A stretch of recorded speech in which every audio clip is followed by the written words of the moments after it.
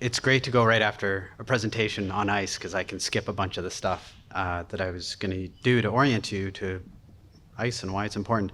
Um, I would love to see a community that's supporting an ice sheet model. So, I mean, keep at it, man. That'd be really cool. There's lots of great questions. There's lots of unknowns.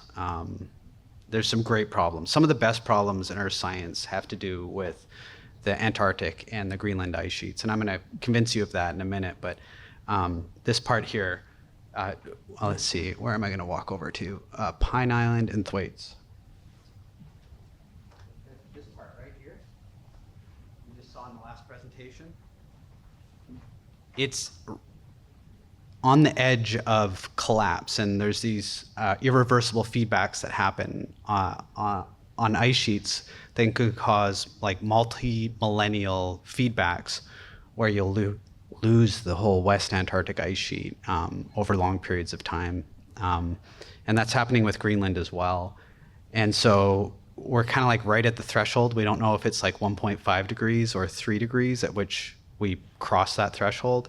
And so the type of research with these models that's really trying to get at that question of when do we cross that threshold is pretty fascinating. Okay, so who am I? I'm still trying to figure that out. A presentation mode would be great, wouldn't it? Yeah. All right. I don't want any of these. Sorry, it's giving me things on my end.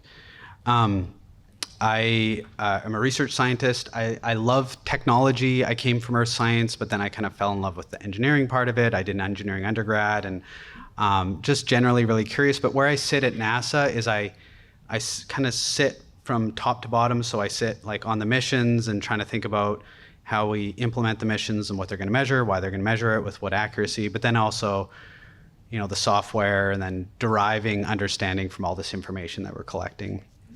And I've been increasingly interested in Julia and what Julia can offer because we just have this infinite amount of data, and it's no longer the data that's limiting our ability to generate knowledge.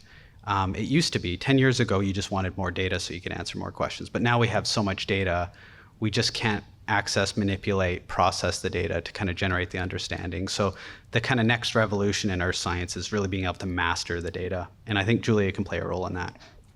I work on all sorts of different missions. So GRACE is one that measures Earth's gravity. I work on ISAT-2, which is a photon counting laser altimeter. And so kind of the technologies that are being used are novel and really fascinating. So ISAT-2 in a single micro pulse of a laser will shoot out, 5 to 7 trillion photons, and they go down to the Earth and they scatter, and about 6 of those photons will come back to the telescope. And so you're now at the point where you can take, the smallest quanti of energy and actually measure use it to measure the distance to the surface of the Earth. So just absolutely fascinating thing. GRACE is a satellite that measures changes in Earth's gravity. And the primary cause of changes in Earth's gravity is the movement of water around the planet. And so you just send up 2 satellites, and they're orbiting the Earth in a free orbit. And you have 2 satellites that are trailing each other, and you're just looking at like fractions of a hair difference in the orbits between those 2 satellites, which allows you to map the geoid. You do that multiple times, and you can see the change in the geoid over time and how mass is moving around the planet. And then NISAR. So we have INSAR, this NISAR mission in collaboration with ISRO, with the Indian Space Agency, is going to launch in April, and it is going to be absolutely fascinating. It's going to showcase NASA's ability to do kind of next generation INSAR from space. And the amount of data flowing down is going to be infinite. So we had to build new downlink stations just for this satellite because there's going to be so much data. And this is officially NASA's first kind of cloud hosted data set. And so kind of the way we work with the data is going to change quite radically. And it's going to take us years to be able to figure out how to really master this new paradigm.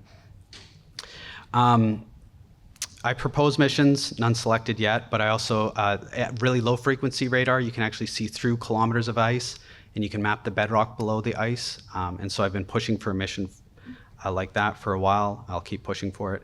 I do science, I manage science. I'm sensor agnostic, and I like ice as a topic because it has great questions to answer, but really I'm just kind of interested in any good question. But I get paid because I know the cryosphere, so I better keep doing that.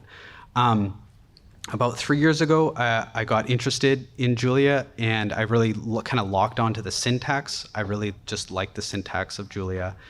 And I've kind of remained, and I want to see this ecosystem grow and evolve, so that other people can enjoy it, but also so that we can just accelerate the rate at which we're generating knowledge from all of this data. I think Julia really has a role to play in that. I've transitioned all of my research code over to Julia, but production code is another issue.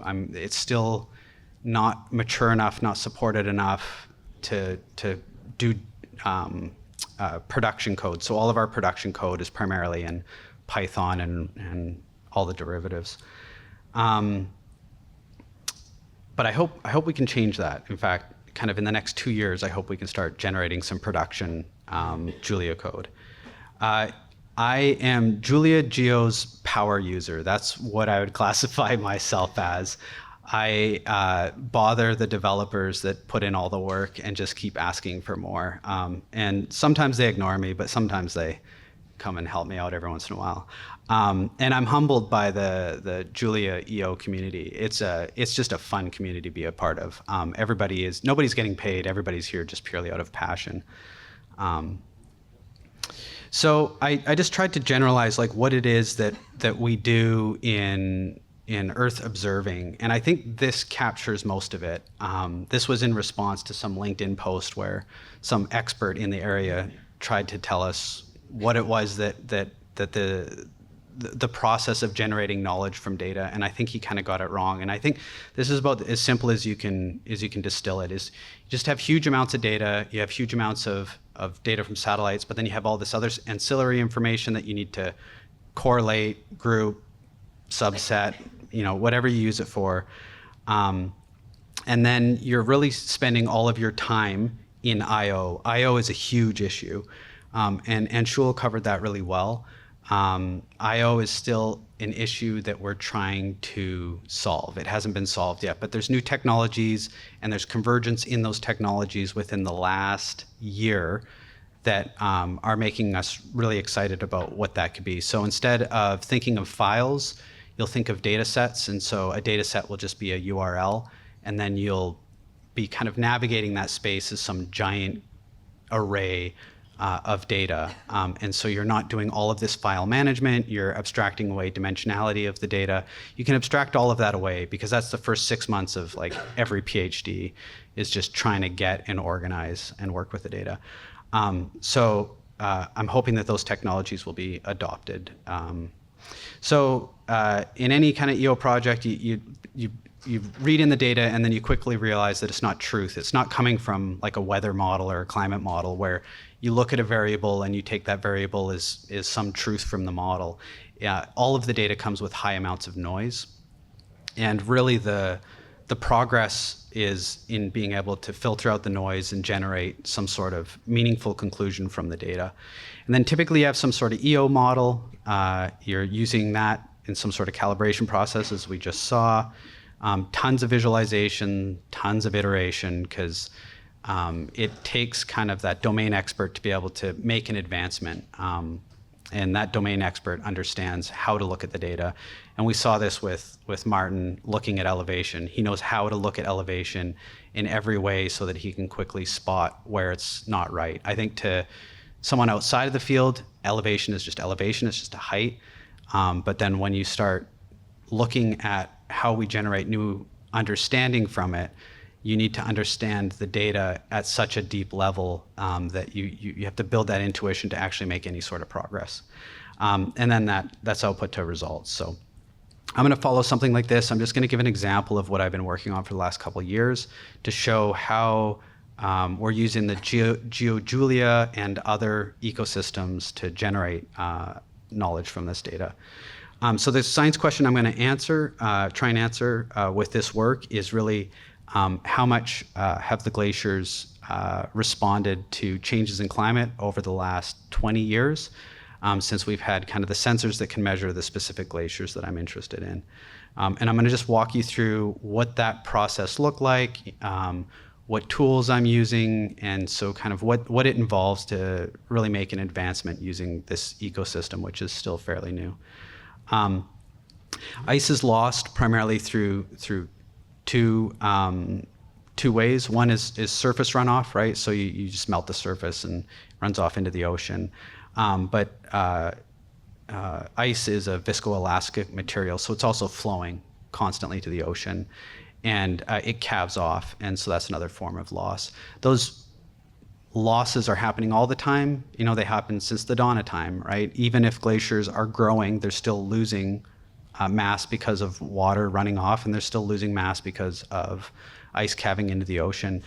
But what happens when you change the climate is you go from kind of an equilibrium geometric configuration of the ice sheet to something that then has to find a new equilibrium, and so the geometry of the ice starts to change over time. And so when your inputs don't equal your outputs, you have a deficit and you have mass loss. And so the world right now is in a period where the climate is out of balance with the configuration of the glaciers. All the glaciers are now responding, trying to find a new equilibrium, and they're just dumping huge amounts of water into the ocean as they try and shrink their geometry so they can be stable in the current climate. We live on a fairly unique planet. It's right at the transition point between frozen water and liquid water. That's not the same for all other planets, and so when you change the thermostat just a little bit, you get just these disproportionate changes in Earth's cryosphere, Earth's ice.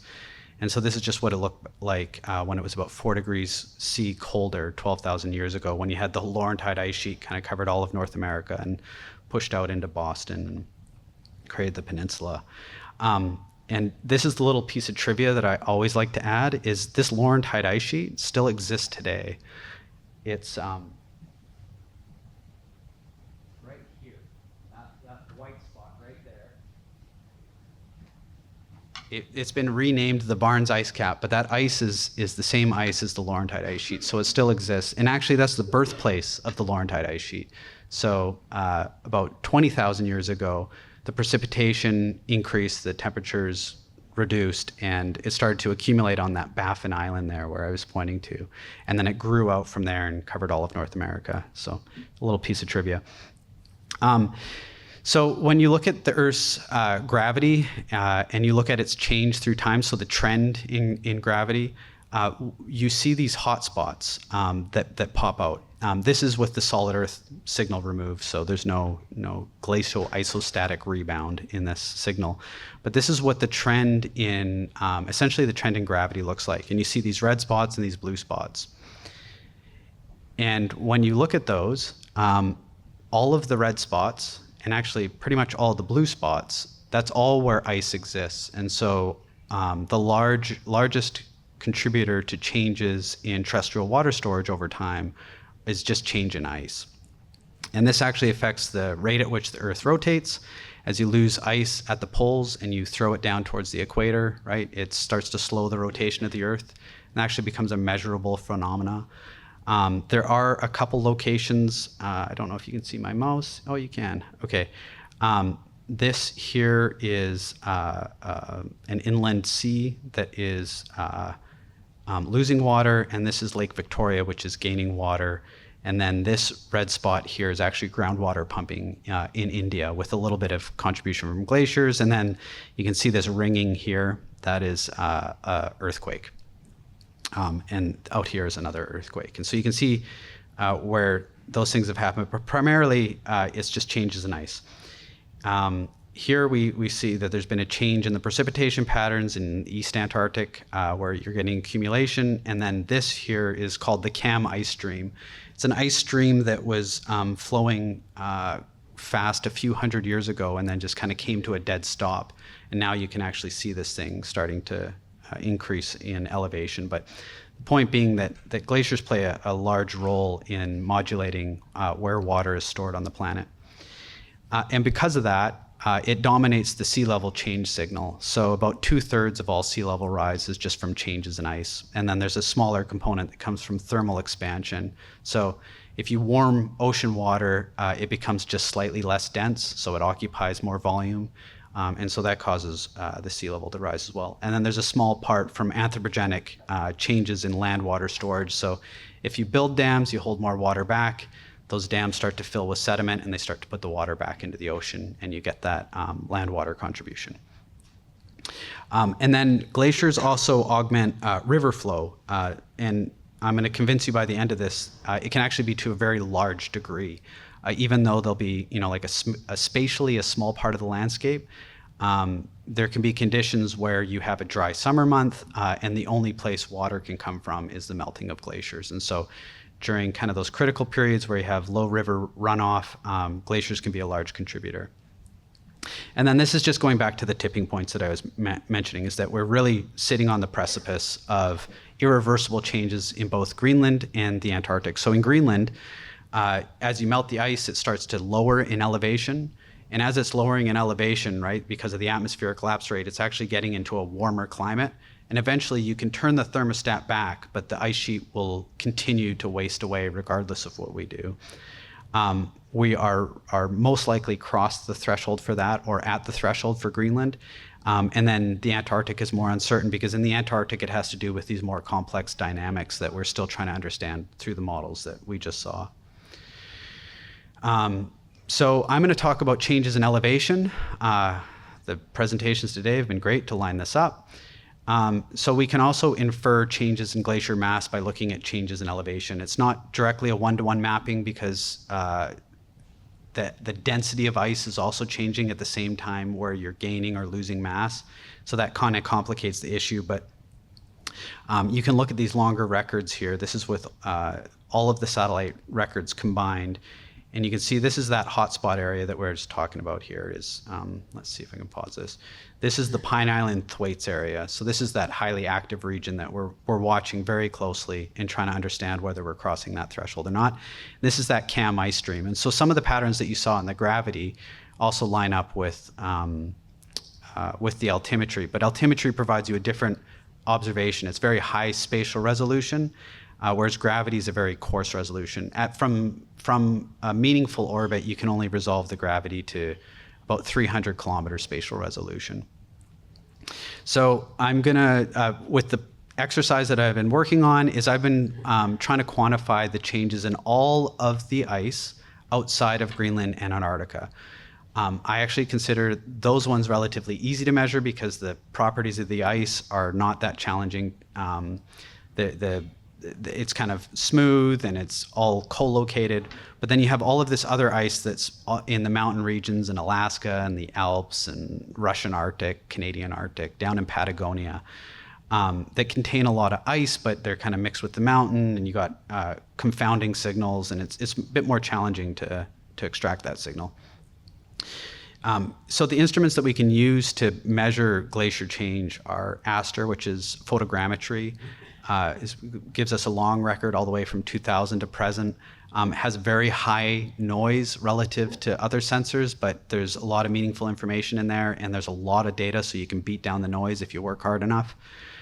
We have ISAT-1, which was the first laser altimeter in space. That was from 2003 to 2009. It had a single beam and a 70-meter footprint on the ground. And then ISAT-2 launched in 2018. That's that photon counting laser altimeter that I was talking about, and it's got a very narrow footprint. It's only about 12 meters on the ground, and it's got 6 beams. And then there's the JEDI instrument, which is on the ISS. It's mounted on one of the instrument bays. It's an amazing instrument, but putting an instrument on the ISS comes with a whole bunch of problems. It's got jitter. It's not a free-flying mission. But it's got very good density, a lot of power. Because it's on the ISS, you can shove a lot of power through the lasers, which helps beat down the noise. And then we also have models where we can model the thing that we're trying to observe. And that's really the best world you want to live in, is because you have these either short spatial or short temporal samples of something that you're interested in. and then you want to fill in the missing information or the missing variables with some sort of model. And you want to constrain that to the observations that you collect. So this is the plan. You've got all this different input data. You got your climate data from ERA5. You've got your ancillary data. It's 2 terabytes, and then you got these repeat elevation observations. So JEDI is a 80 terabyte data set. ICESat-2 is a 14 terabyte data set. You got ASTER. It's another 400 gigs, and ICESat is relatively small at 130. So it's a big data problem. Not the biggest that I've worked on, but it's still a lot of data. And managing that data, structuring the data so you have rapid access to it, that's kind of the first 3 to 6 months of a project, is just setting it all up so that you can access that data. So reading in all that data, in this project I've come up with a tiling scheme because the data is so heterogeneous, and is structured from the point of view of a mission operator. So one example in particular is either ICESat-2 or JEDI, where they have their data as orbits, right? So it's like half an orbit. And so, there's no machine learning that you want to apply on orbits. You want to apply those spatially localized. And in order to do that with the raw data, you would have to just read in gargantuan amounts of data and then extract the part that you want, because the data was never structured correctly. And so in this workflow, I actually have to kind of re-chunk and retile everything to make it efficient. And then, so you have that data, and then you need to reduce it even further so it's something that you can apply meaningful algorithms on. Otherwise, you'll be stuck in that first phase forever. And so you go through this data reduction, which is, you're masking the data, you're applying corrections, you're doing tons of filtering, and then you're doing some sort of data reduction. And then, so now you kind of have this cleaned up data set. You're still working with the raw data, but you've hopefully filtered out most of the garbage and applied the corrections that you need to. But then you need to reduce that further. So then you're doing a bunch of parametric model fitting. You're doing gap fitting for various reasons. And then once you get to that point, you have kind of a reduced data set that you feel has very high accuracy, and then you can feed that into the model calibration.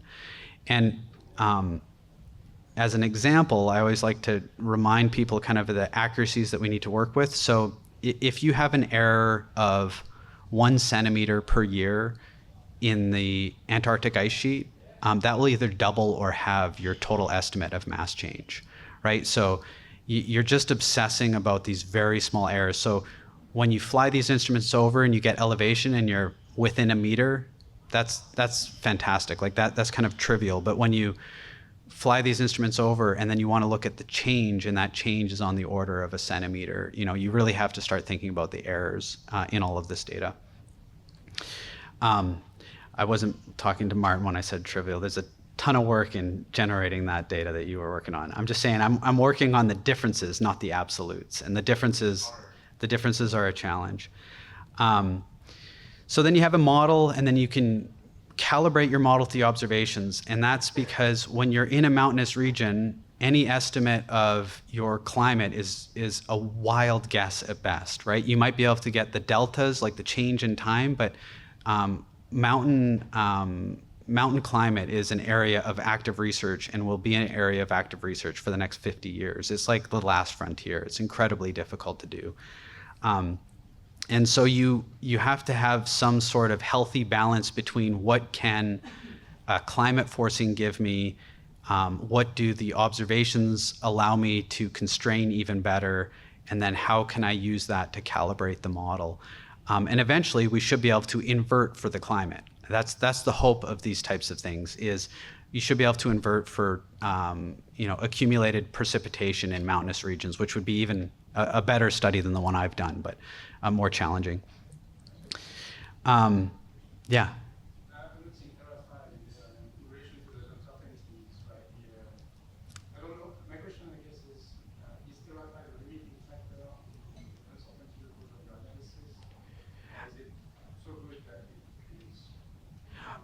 you treat it as a relative observation. And so actually when I run a model of a glacier, I do it for like essentially an infinite number of elevation and precipitation classes. And so I always assume that whatever climate forcing I'm getting is wrong, but that it has some meaningful information in its variability in time. Because no model provides a good estimate in mountainous regions. There's no way you can run a forward model and believe it in a mountainous region. You can use it to infer things, but not as a direct. Yeah, so it is limiting, absolutely. Yeah. No, it's this. Yeah, it's in the model that I'm running. There's something called precipitation. You can run your model for various classes, and so I'm not. It doesn't have anything to do with ERA5. It's a way. Some people refer to it as like sub-pixel downscaling, right? So imagine you have an ERA5 grid cell, which is 32 kilometers by 32 kilometers, and then you were to run your model as though it was at a specific elevation within that range. You could also run the same, or I should probably describe this offline because it will take me a while to describe it. But yeah, it's multiple elevation classes. It's something they've done in CESM, and other models. Essentially, I'm running multiple versions of the glacier model on the order of 500 different instantiations of the model, and then I'm using the observations to determine which model instantiation was the correct one by minimizing the residuals to the observations. And then I feed that into downscaling. So this is kind of done on a 2 degree by 2 degree tile, and then you can downscale it to the specific glacier. You can then route that through the streams, and you can look at how much water is going into the streams from this glacier runoff over time. And then on the other side, you can kind of look at the larger aggregates for each of the regions, and you can figure out how much of this water is going into the ocean and contributing to sea level change.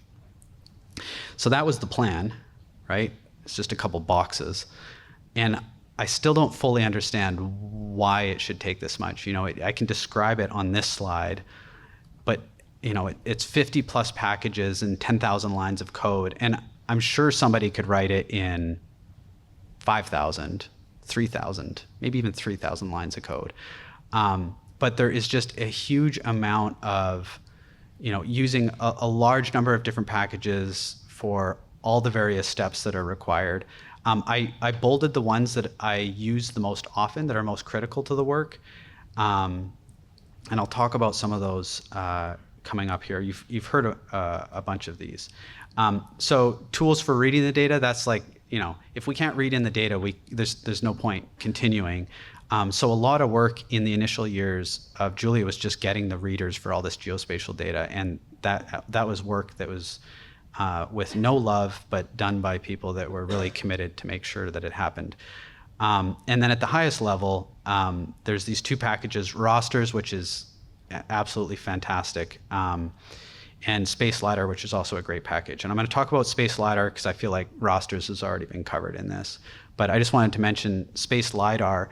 So, this data from laser altimeters, it's very unique. It's not an image. And so a lot of the space data it's a roster. And all of the tooling is set up for these rosters. And then there's one sensor that decides to measure things in these profiles that are not spaced evenly along track, or it's just kind of messy point data, and a lot of it.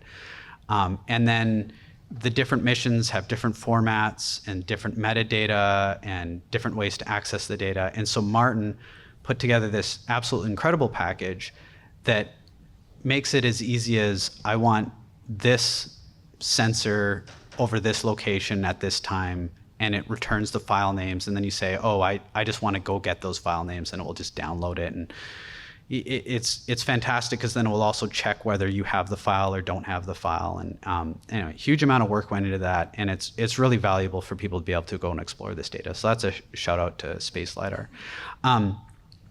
Through the process of trying to do this, I also created a number of packages for things that I didn't have access to. So one that is still heavily under construction is this surface model of glaciers, right? So it's a 1D column model with all of the physics of how water moves through the ice and how ice compacts and all the things you need to be able to go from an elevation measurement to some geophysical meaning.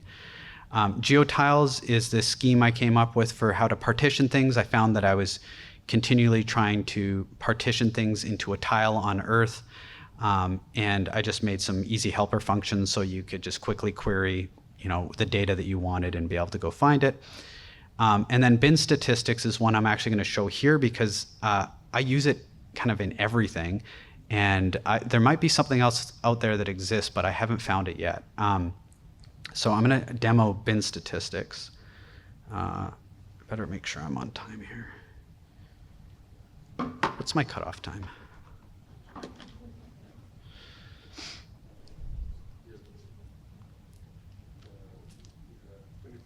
Okay. So bin statistics is just a histogramming function for multiple dimensions, but then your histogramming can be anything you want to throw at it. So if you just have a bunch of point data and you want to reduce it by bins and apply some function to it, that can be a very expensive process because your data might not be sorted, and then you have to group it into these different bins and then apply the function. And if you're doing that with multiple functions, you don't want to be grouping the data multiple times, but then you also don't want to retain the original data after a while because it's going to be overbloated. So this bin statistics, it exports a single function called bin stats. And the function call looks like this. You put in a data frame, you specify what is your axis columns. So what axes are you going to do the binning on? And then for those axes columns, what are the edges of the bins that you're going to apply to those columns? And then you have what column do you want to bin on? So what column do you want to apply your function to after it's binned? And then you have a group function. So, this can be applied just at the grouping level. You want to do a count of how many points are within a group. And then this column function is what operation do you want to actually apply on the raw data? And then you have an option to retain missing bins. And this can be really valuable because if you want every single bin to be returned, regardless of whether it has data, you want to have that capability. So I'm just going to show you what that looks like. So I just create some synthetic data here, and I'm just going to go to the visuals because I think that's really all you need to see. So here's a visual of kind of the raw data on the left, right? You have this scatter of data and it has a large degree of noise, and you want to reduce the data somehow. So in this case, we're just going to bin it. So we're binning it by 0.1 here, all the way out to 20. And we're going to bin the variable v2, which was defined above. And our axis that we're going to be doing the binning on is this x-axis. And so we're just going to put it into this bin stats function. And so on the left, you can see when the data gets reduced, I'm just showing that there's a coherent pattern under the data. But the point being that this data gets just quickly binned into this. I think that functionality is easy to replicate in other packages. It would just be a group by in data frames. Yeah. We tested different speeds against programming. Yeah. So there's one Python package that does this, and we're 2 to 10x faster depending on what the request is. I think it's in pandas. You can do it, but you can't do it in Julia yet, except with this. So then you have a bit more of a complex example. So you want to bin on X, but now you want to apply an operation to 2 variables. So now you're going to apply it to V1 and V2, and the default algorithm that applies is just mean. And so I'm not specifying any column function here, so it's just taking the mean. So in this case, you have 2 variables, V1 and V2. That's yellow and blue, and then you apply the bin stats function, and it reduces the data and you get the result on the right there. Now you can start to get a little bit fancier, right? So you just want to bin along a single axis. You're just going to do a range from 0 to 20, stepping by 0.1. And now you're just going to apply a function to just the variable v1, but you're going to you want the mean, the median, and the standard deviation, right? So when it does the group and it creates the group, you want to apply 3 different functions and return a column for each of the functions. So this is just on the one variable. So your mean, your median are in yellow and blue, and your standard deviation is plotted in. Oh, what the heck? How long has this been going? Oh my God, that's depressing. I'm glad somebody said something. Let's see here. It's more interesting when you can see what I'm talking about. Are you showing the meaning or something? No, I'm showing this. Okay. All right. Well, let's start from the beginning. Okay, so first example is just a simple mean of the data. So your data on your left here is the raw data, bin data is on the right. Now you do the same thing, but you're binning on x is your binning axis, and binning on the range. Now you're applying it to 2 variables, v1 and v2. That gives you the figure on the right. You can get a little bit more complex. So your axis is x. You're going to bin on this range, and you're interested in applying the functions to the variable v1. And now you want to calculate the mean, median, and standard deviation. So that gives you 3 columns back with the reduced data. Then you can start getting a little bit fancier, where you have 2 axes of point data that have 2, x and y are the columns that you want to bin on. And you want to bin on the y-axis within this range and on the x-axis within this range. And so that will return a table that you can then rearrange into an image, essentially. So this is the x and y data. So this is why I had it, is all this ISAT data. You have to apply all these data reduction to it, and you want to apply like a MAD rejection on the data when you do the binning. And so it was just becoming a very costly operation to do. But with bin stats, it becomes quite trivial. So you're binning on x and y here, and you're just returning the mean. But your binning doesn't have to be constant. It doesn't have to be a constant range. It can be whatever you want it to be. So here's just an example of doing the binning again, but now we don't have constant ranges when we do the binning, and so you can bin in any arbitrary way that you want. Here we're just applying the median. And then you can define your own function, pass it into bin stats, and get the returned result from there. So that functionality I use just for tons of stuff. I don't know why. There's lots of situations where I need to apply some sort of binning. So that was one of the packages that came out of this work. I will go back to sharing.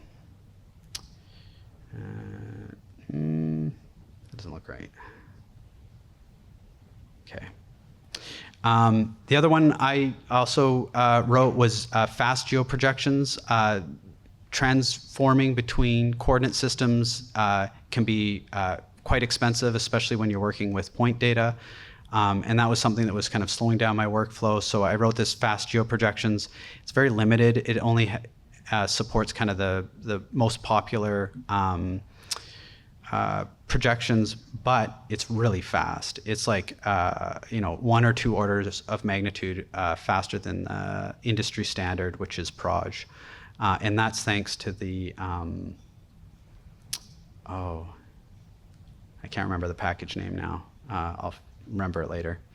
And then one of the packages I wanted to give a shout out to is this least squares fit. When you have this much data, a lot of the more complicated, maybe better methods just don't work. It's just too expensive to apply them to these huge data sets. And I find myself always going back to these least squares fits because you can quickly model the data in a way that you think is appropriate with a certain amount of smoothness to the data.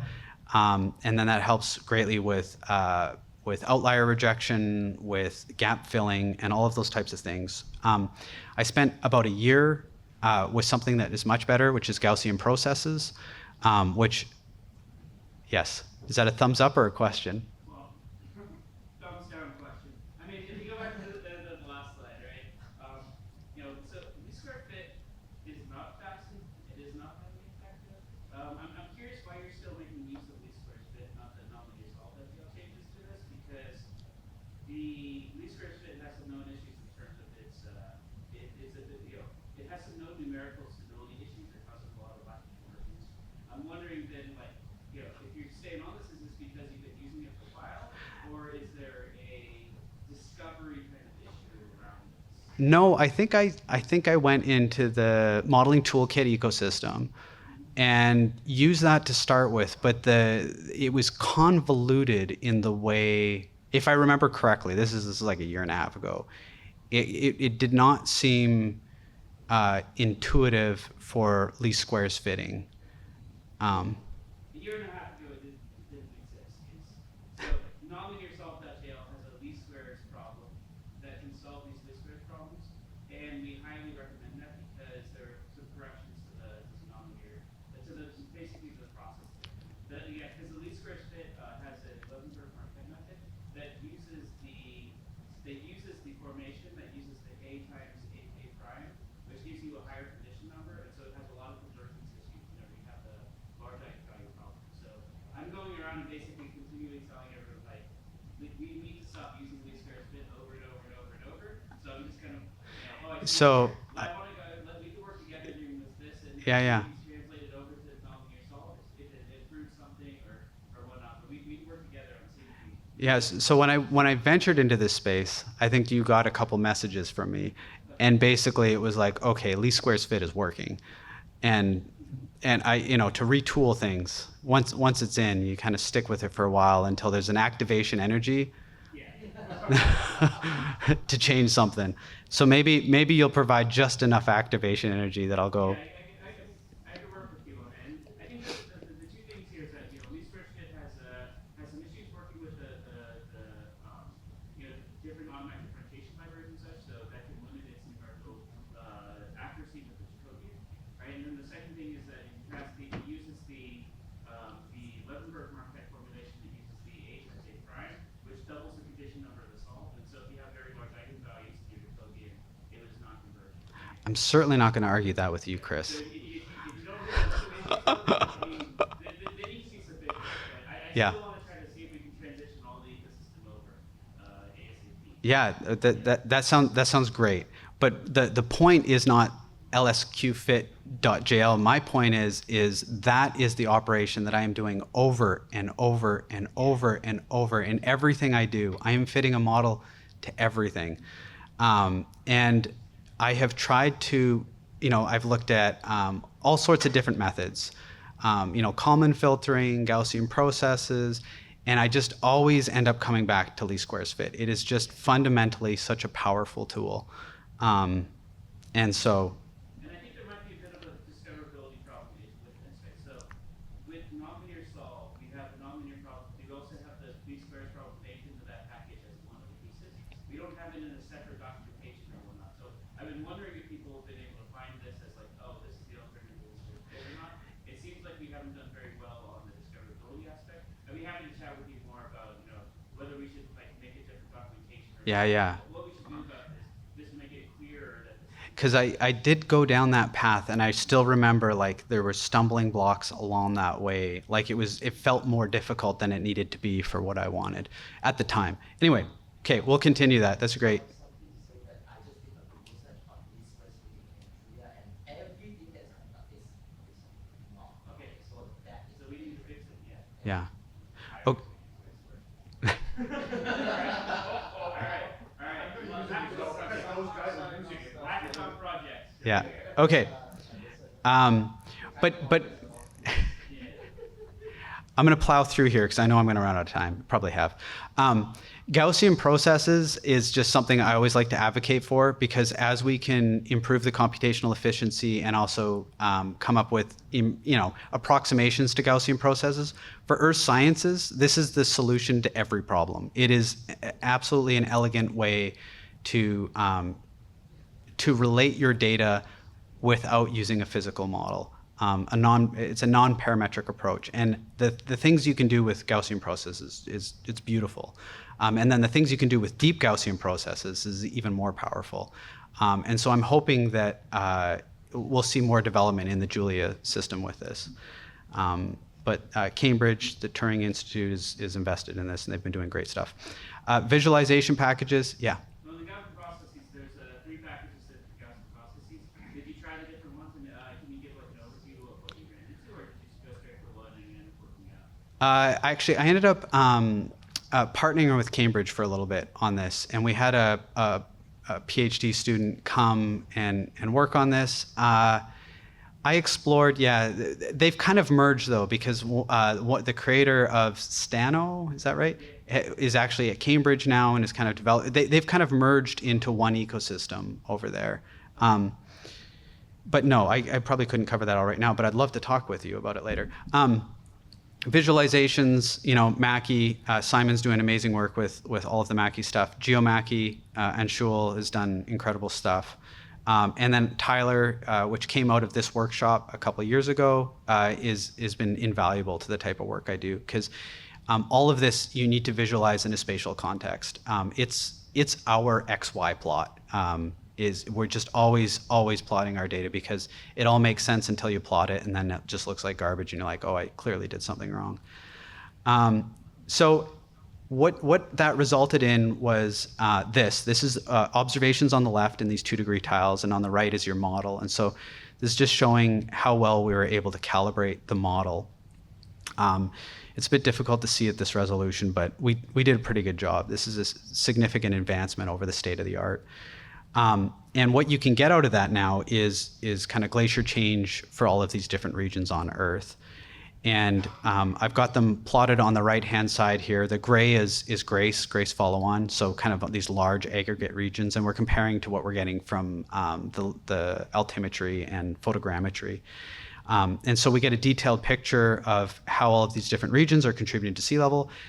So that's 8,500 gigatons. A gigaton is a cubic kilometer of water. So that's 8,500 cubic kilometers of water that has gone into the ocean over the last 20 years from glaciers. It's just a monstrous number. So that's just shy of the total contribution from both Greenland and Antarctica combined. Right? So these glaciers take up about 1% of the surface area relative to to ice sheets, and yet they contribute a disproportionate amount of water into the ocean.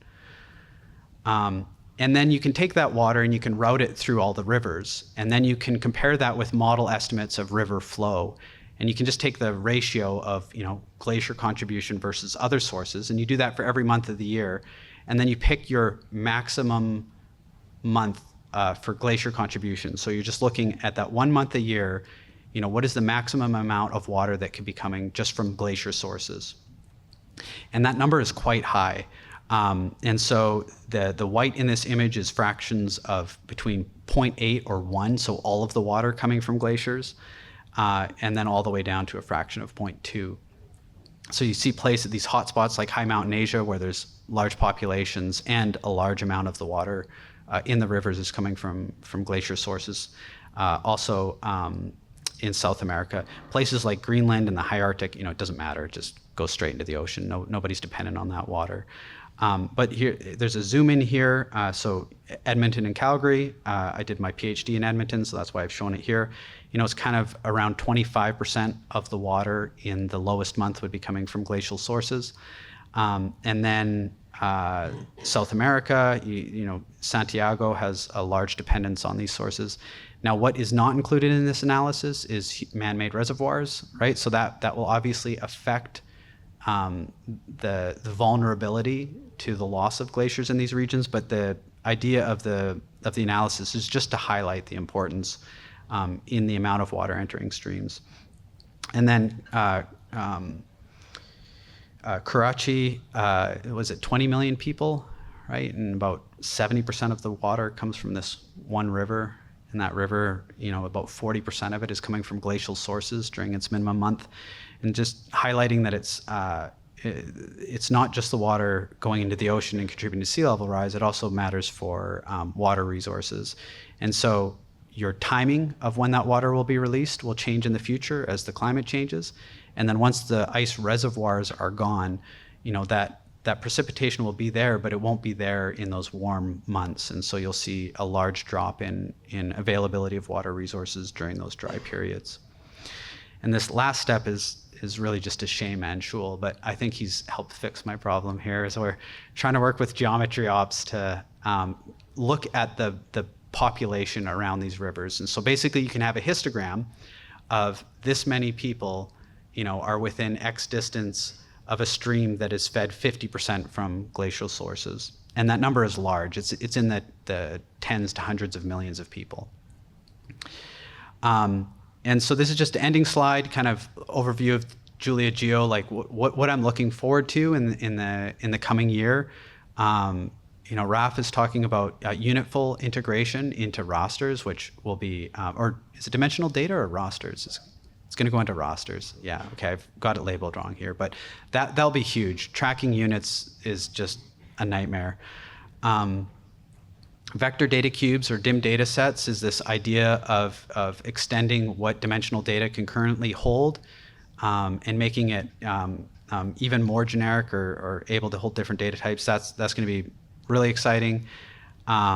Improvements in the alignment between geodata frames, geometry ops, I've got geodata frames, rasters, and YAX arrays.